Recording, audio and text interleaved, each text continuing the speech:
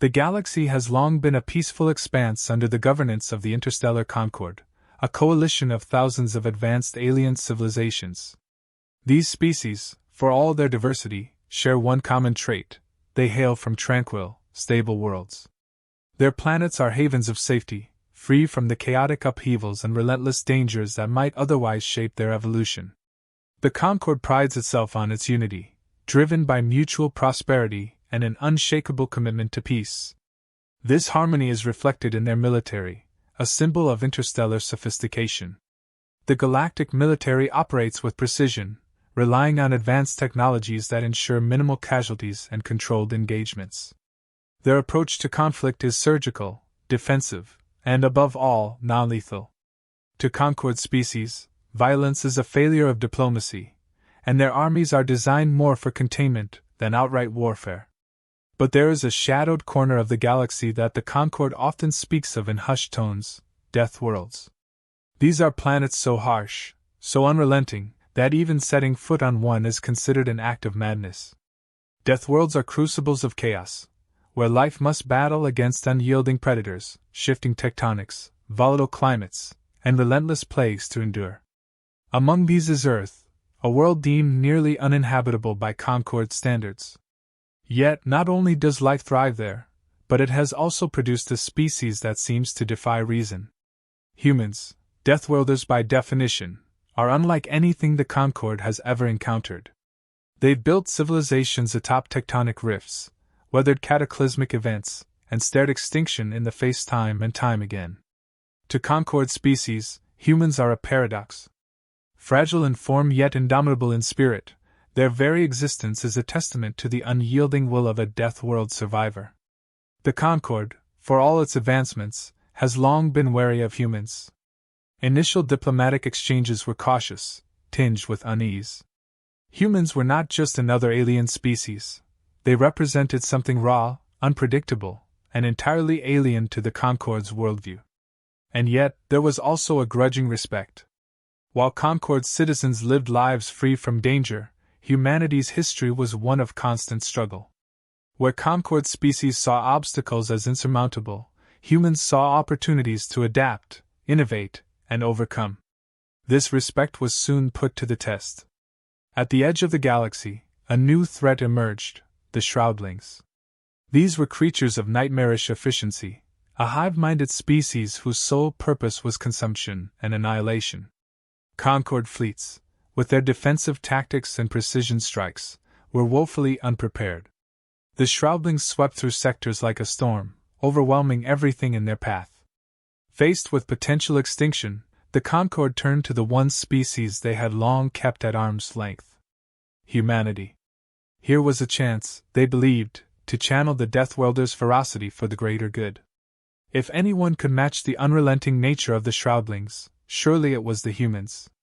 An invitation was extended: join the Galactic military, bring your ingenuity, your resilience, your chaos to our ranks, and together we will triumph. To the Concord, this offer seemed self-evident. Joining the Galactic military was an honor, a privilege. It represented the pinnacle of interstellar cooperation. And yet, when the proposal reached Earth, the response was not what the Concord had anticipated. Humanity's leaders deliberated, their decision shrouded in silence. When their answer finally came, it was as clear as it was shocking: humanity refused. The reasons behind this decision, while deeply rooted in their nature, were utterly confounding to the Concord. For a species forged in the crucible of a death world, the refusal was not born of fear but something much deeper: principle. Humans, it seemed, valued something the Concord had failed to account for: autonomy. For all its unity and technological prowess, the Concord was, in humanity's eyes, rigid. Its military, while effective in controlled scenarios, lacked the adaptability that humans considered essential to survival. The protocols, the hierarchies, the uniformity, it was anathema to the way humans fought and thrived. To join such an organization would be to sacrifice the very traits that had allowed humanity to endure on Earth. To the Concord, the Galactic military's philosophy of defense and containment was a strength. To humanity, it was a weakness. Humans had learned that some threats couldn't be contained, they had to be confronted, dismantled, and destroyed. "You can't defend against a storm," one human diplomat reportedly said. "You survive it by moving through it, or you don't survive at all." But perhaps the most bewildering reason for the Concord was this: humans didn't see the shroudlings as someone else's problem. They didn't refuse out of apathy or self-interest. Instead, they wanted to fight the shroudlings on their own terms.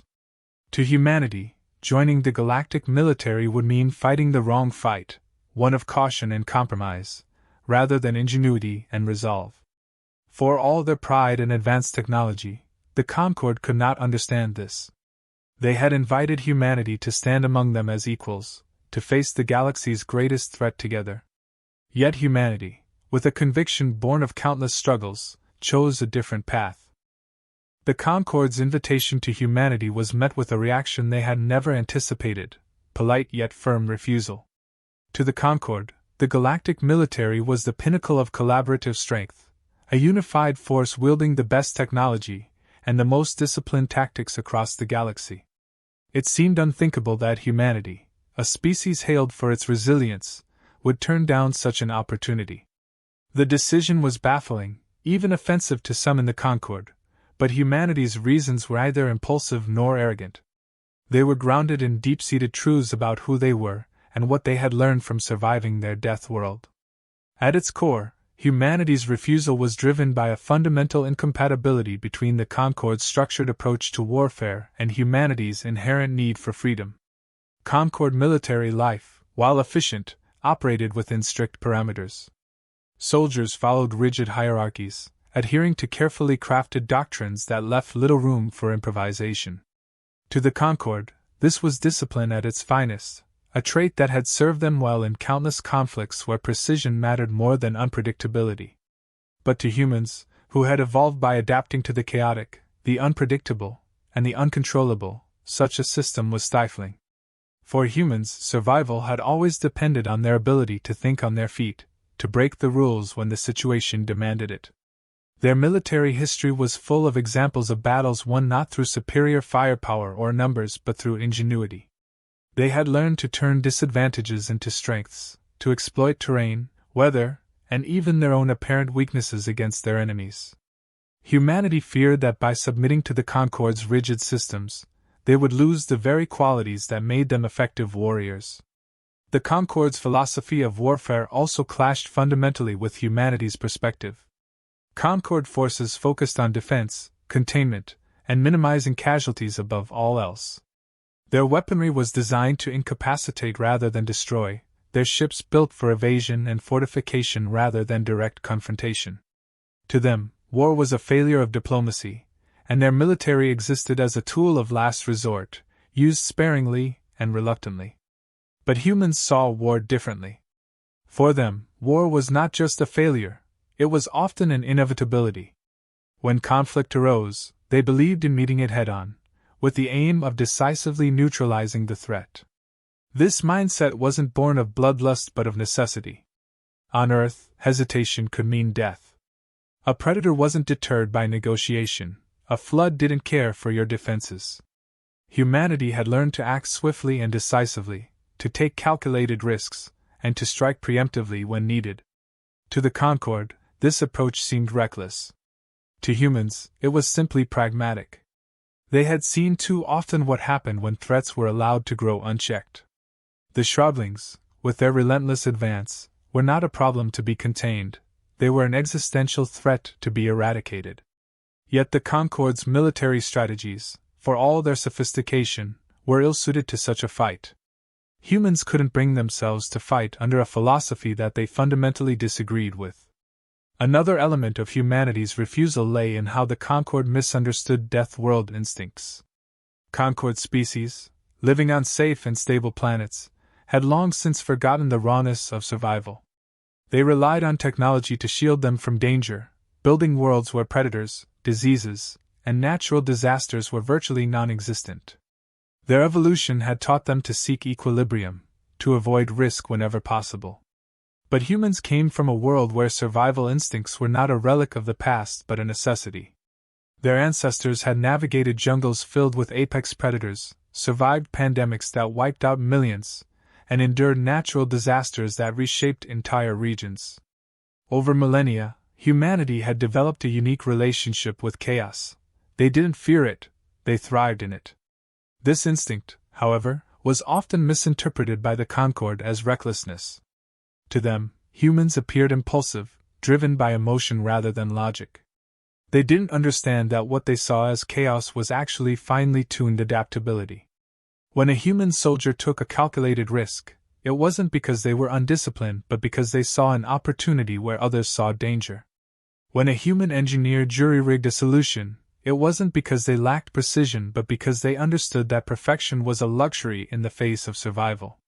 These instincts, honed over countless generations, were what allowed humans to excel in situations where others faltered.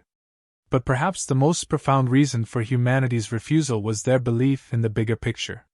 While the Concord sought to integrate humanity into its ranks, humans saw the Shroudlings not as a galactic problem but as a universal one. They didn't want to fight for the Concord. They wanted to fight for survival itself, on their own terms, without being bound by the constraints of interstellar bureaucracy. Humanity wasn't rejecting the Concord out of selfishness. They were rejecting it because they believed they could be more effective as an independent force. By staying autonomous, humanity could fight the way they knew best. They could leverage their instincts, their creativity, and their adaptability without being bogged down by protocols and hierarchies. They could innovate in ways that the Concord couldn't even imagine, using their unique perspective to outthink and outmaneuver the Shroudlings. To humans, freedom wasn't just a principle, it was a necessity for survival. The Concord, for all its advancements and wisdom, struggled to understand this. To them, humanity's refusal felt like a rejection of unity, a dismissal of the Concord's values. But to humanity, it was an affirmation of their identity, a declaration that their strength lay not in conformity but in their ability to chart their own path. And in the face of a threat like the Shroudlings, humanity was determined to do exactly that. Humanity's decision to refuse the Concord's invitation wasn't the end of the story. It was merely the beginning of their plan. While the Concord reeled from the unexpected rejection, humanity quietly began assembling a force of its own. They called it the Vanguard, a name that symbolized not just leadership but a willingness to stand at the forefront of danger. Unlike the Concord's military, the Vanguard wasn't bound by bureaucratic traditions or rigid doctrines. It was an independent task force designed to fight in the only way humanity knew how, creatively, instinctively, and decisively. The Vanguard wasn't a conventional army. It was a collection of Earth's finest, soldiers, engineers, scientists, and strategists, each chosen not just for their skills but for their ability to adapt. They weren't shackled by rank or routine.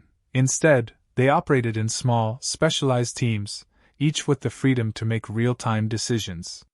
The philosophy was simple: put the right people in the field and trust them to get the job done. The first priority was intelligence.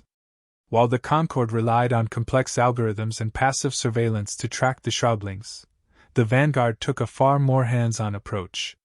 Human teams infiltrated Shroudling-infested zones, gathering first-hand data on their enemies' movements and behaviors. These missions were dangerous, bordering on suicidal, but they yielded results the Concord had never achieved. Where others saw chaos, humanity found patterns, weaknesses in the Shroudlings' formations, vulnerabilities in their hive networks. With this knowledge in hand, the Vanguard developed a playbook of unorthodox strategies. Unlike the Concord's focus on large-scale, defensive engagements, humanity opted for guerrilla tactics.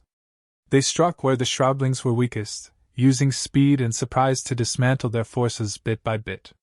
Small strike teams would infiltrate enemy-controlled planets, setting traps, sabotaging supply lines, and creating diversions that left the Shroudlings disoriented and vulnerable. It was a style of warfare the Concord had never considered: agile, unpredictable, and devastatingly effective. Perhaps the most striking aspect of the Vanguard's approach was their ability to repurpose existing technology. Concord engineers saw their creations as perfect solutions, built for specific purposes with no room for deviation. Humanity, on the other hand, saw tools, not solutions. Mining equipment became weapons of mass destruction, terraforming machines were reprogrammed to destabilize enemy strongholds, and civilian drones were turned into reconnaissance units capable of mapping enemy territory in real time. One of the Vanguard's most infamous innovations came during the siege of Orithis 9. The Shroudlings had fortified the planet with dense, organic structures impervious to conventional weaponry. The Concord's fleets, bound by their protocols, declared the planet a lost cause. But the Vanguard saw an opportunity. Using terraforming devices designed to seed arid planets with water, they unleashed a torrent of liquid nitrogen across the Shroudling defenses. The freezing temperatures destabilized the organic structures, causing them to collapse and forcing the Shroudlings into the open. What followed was a swift, surgical assault that wiped out the hive on Orithis 9 in a single day. It was a victory that baffled the Concord, achieved not through brute force but by turning their own technologies into weapons of ingenuity. But what truly set the Vanguard apart was their use of instincts, an intangible quality that no amount of technology could replicate. While the Concord relied on precise calculations to make decisions, humans trusted their gut. This wasn't blind emotion, it was an evolutionary gift honed over millennia. On the battlefield, humans could read the flow of combat, anticipate their enemies' moves, and adapt in ways that seemed almost irrational to the Concord. In one skirmish, a Vanguard unit found themselves cornered by a superior Shroudling force in a dense forest. Conventional tactics dictated retreat, but the humans had other plans. Using the terrain to their advantage, they baited the Shroudlings into a choke point, where they had rigged the ground with explosives.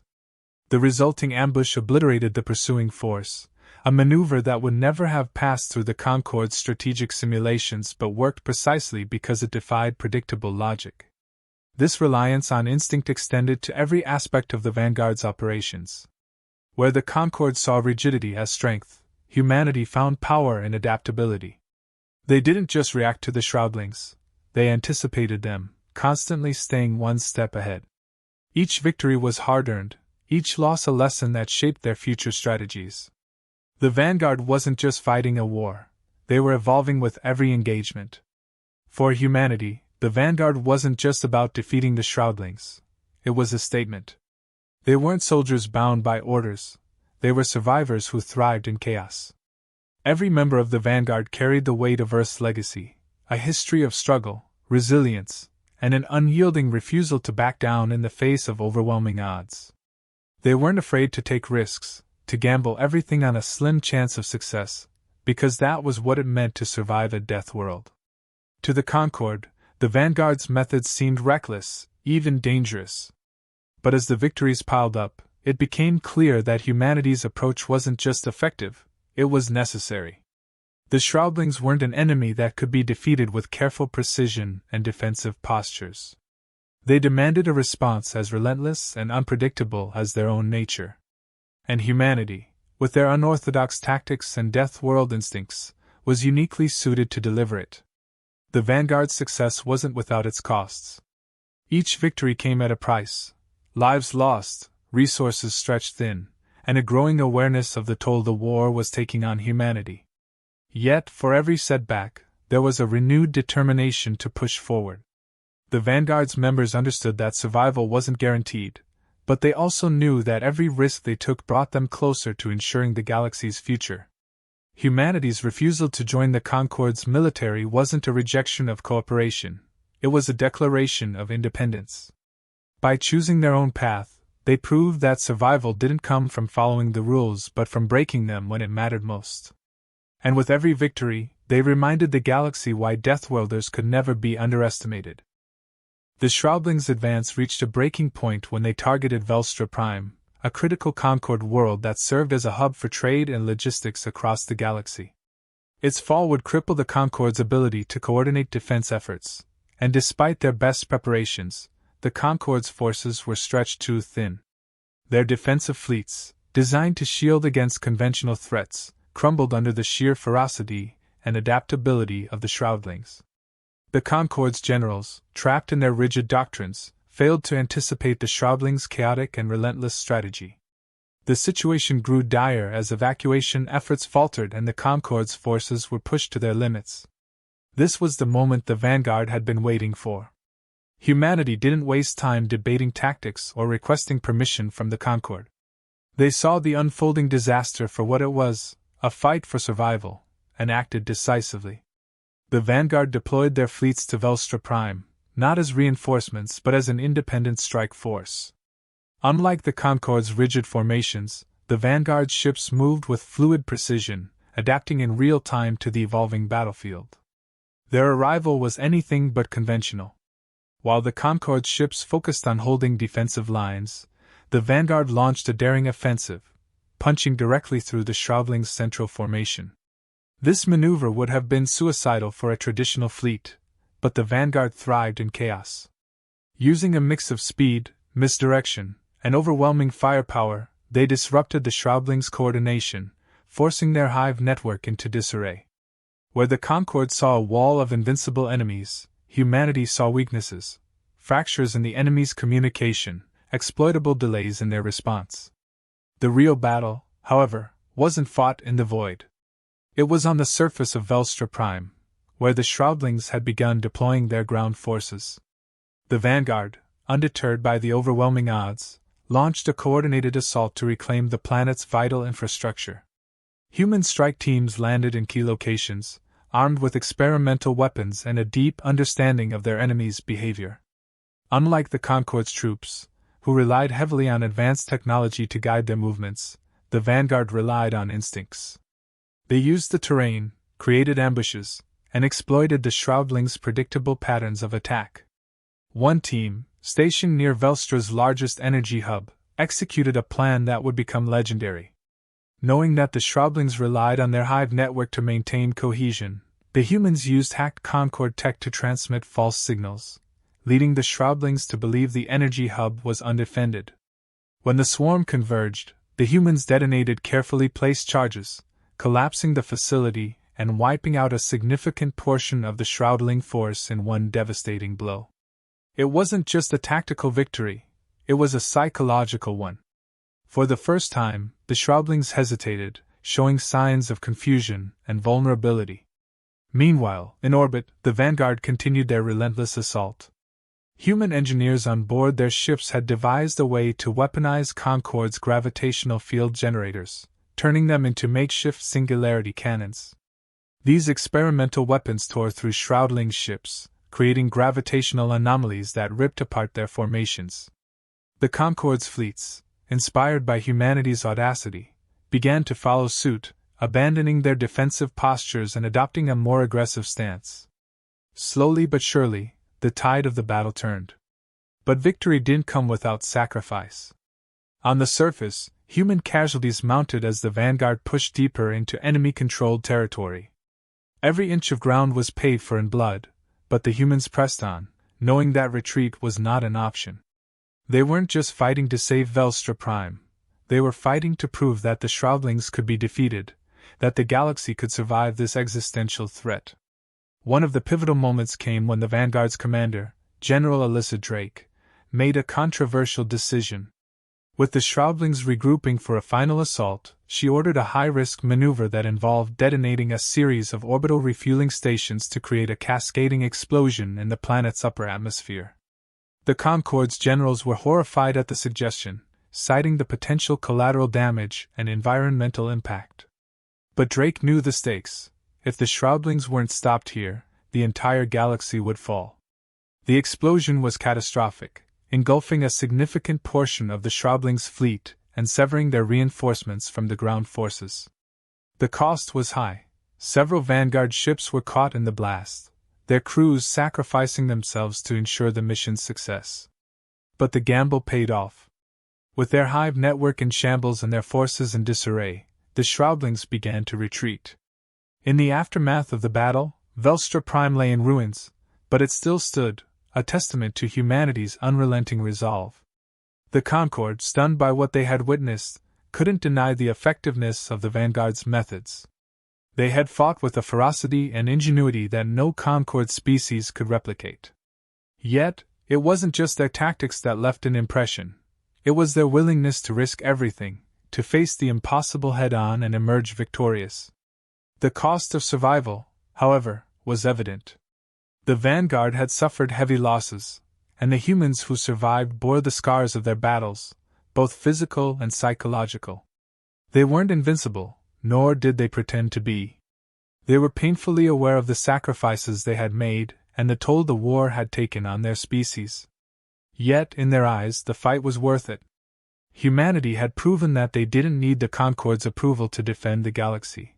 They only needed their own determination. In the days that followed, the Concord formally recognized the Vanguard as an allied but independent force, granting them the autonomy they had demanded from the beginning. Humanity's decision to fight their own way was no longer seen as arrogance but as a deliberate, calculated choice that had saved countless lives. For humanity, the victory was bittersweet. They had shown the galaxy what it meant to be a Deathworlder, to fight not because it was easy but because it was necessary. They weren't conquerors or heroes. They were survivors, shaped by a world that had taught them that survival often came at a steep cost. And in the quiet moments after the battle, as the remnants of the Vanguard regrouped to prepare for the next fight, humanity reflected on their role in the galaxy, not as leaders, not as followers, but as a force that thrived where others faltered. The Shroudlings weren't defeated, not entirely. But humanity had done what the Concord thought impossible. They had shown that the tide could be turned, that even in the face of insurmountable odds, there was always a way forward. It wasn't about technology or strategy. It was about the unbreakable will to survive. And for humanity, that was the only way they knew how to fight.